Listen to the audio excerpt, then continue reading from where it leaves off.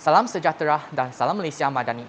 Saya, Nyo Ita, murid dari SMK Bandar Utama Damansara 4, BEA 8644.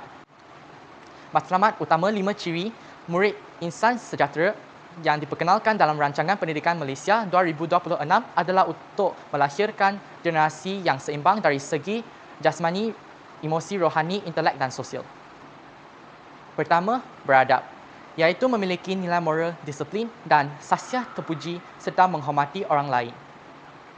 Kedua, berilmu, iaitu menguasai pelbagai bidang ilmu pengetahuan dan sentiasa dahagakan maklumat baharu. Ketiga, berkemahiran, iaitu mempunyai kebolehan praktikal, pemikiran kritis dan bakat yang boleh diaplikasikan dalam kehidupan. Keempat, berdaya tahan, iaitu tabah menghadapi cabaran, berani mencuba dan mampu bangkit daripada kegagalan.